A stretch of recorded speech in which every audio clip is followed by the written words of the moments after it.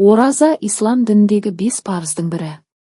Бұл белгілі бір уақыт аралығында тамақтанудан, ішуден және жаман әрекеттерден бас тарту арқылы Аллаға құлшылық етудің бір түрі. Оразаның мағынасы мен мақсаты: тақуалыққа жету, адам нәпсісін тыйып, рухани тұрғыда тазарады. Шүкіршілік сезімін ояту, аштық пен шөлді сезіну арқылы адамның өмірдегі нығметтердің қадірін түсінуі. Сабыр мен төзімділік: ораза адамды сабырлы, төзімді және шыдамды болуға үйретеді. Күнәлардан тазару: пайғамбарымыз Мұхаммед хадисінде, кім иманмен және сауабын үміт етіп, Рамазан оразасын ұстаса, оның өткен күнәлары кешіріледі деген. Оразаның уақыты: ораза жылына бір рет келетін қасиетті Рамазан айында ұсталады. Мұсылмандар таң атқаннан күн батқанға дейін ішіп жеуден, жыныстық қатынастан және жаман сөздер мен іс-әрекеттерден тыйылады. Негізгі шарттары: таң намазына дейінгі уақыт сәресі ішіліп ниет етіледі. Күн батқан соң ауызашар уақыты келіп ораза ашылады. Ораза кімдерге парыз? Балиғат жасына жеткен мұсылманға, денсаулығы мен ақыл есі дұрыс адамға, сапарда немесе ауру халінде болса кейін өтеуге болады. Оразаның адам өміріне тигізер пайдасы тек рухани тұрғыда ғана емес, денсаулыққа да оң әсер етеді.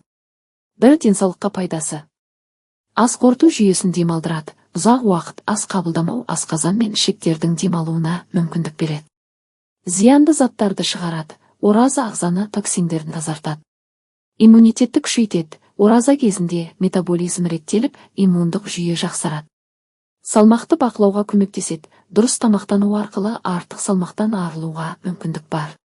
2. Рухани және психологиялық пайдасы: сабыр мен төзімділікке үйретеді. Адам өз нәпсісін тежей отырып, өмірдің сынақтарына шыдамдылықпен қарауды үйренеді. Жан тыныштығын табуға көмектеседі. Ораза кезінде дұға ету мен құлшылық арқылы адамның жүрегі тыныштыққа бөленеді. Жаман әдеттерден арылуға септігін тигізеді.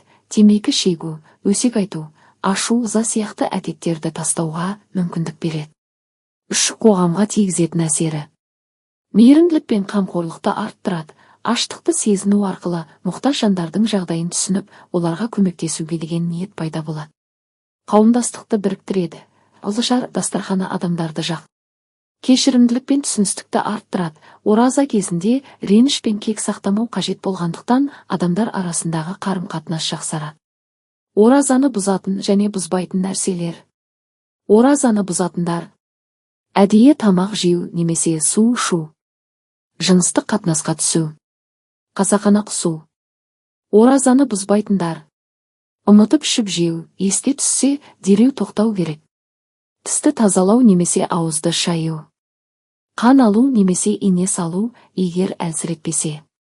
Ораза кезінде оқылатын дұғалар: бір сәресіде оқылатын ниет дұғасы: нәуейті ән әсума саума шахри рамазана минал фәжри илал мәғриби халисан лиллахи тәәлі.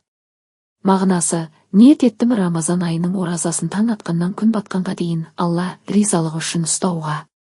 2. Ауыз ашу дұғасы: Аллахумма әләкә сумту вә бика әмәнту вә әләкә тәәккәлту вә әлә ризқика әфтарту фағфирли мә қуддамту вә мә харту. Мағынасы: уа Алла, сен үшін ораза ұстадым, саған сендім, саған тәуекел еттім, сен берген ризықпен ауыз аштым. Менің өткен және келешек күнәларымды кешіре көр. Оразаның қадір қасиеті мен маңыздылығы туралы айтқанда, Рамазан айының ерекшелігін ерекше атап өткен жөн. Қасиетті Рамазан айының ерекшеліктері: Құран түскен ай. Бұл айда мұсылмандарға тура жол көрсететін, ақ пен қараны ажырататын Құран кәрім түсірілді. Қадір түні: Рамазан айының соңғы 10 күнде қадір түні бар. Бұл түн 1000 айдан да қайырлы деп саналады. Сауап еселенеді. Ораза кезінде жасалған әрбір жақсы іс пен құлшылықтың сауабы бірнеше есе артады. Тозақ есіктері жабылып, жәннат есіктері ашылады. Бұл айда Алла тағала күнәларды кешіріп, пенделерінің дұғасын қабыл етеді. Ораза кезіндегі сүннет амалдар: сәресін ішу. Пайғамбарымыз Мұхаммед сәресінің берекеті бар екенін айтқан. Ауыз ашуды кешіктірмеу. Ауыз ашқанда құрма немесе су ішу.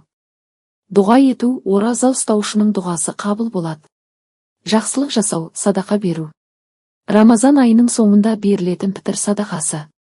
Пітір садақасы адамның оразасы қабыл болу үшін және мұқтаж жандардың қуанышына себеп болу үшін беріледі.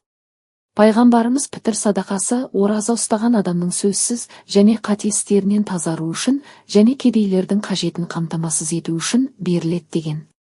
Пітір садақасы әр адам үшін жеке беріледі. Егер отбасында бірнеше адам болса, әрқайсысы үшін бөлек есептеледі. Садақаны ораза айт намазына дейін беру керек. Оразаның аяқталуы ораза айт мейрамы. Рамазан айы аяқталған соң мұсылмандар 3 күн бойы ораза айт мерекесін атап өтеді. Бұл күні таңертең айт намазы оқылады.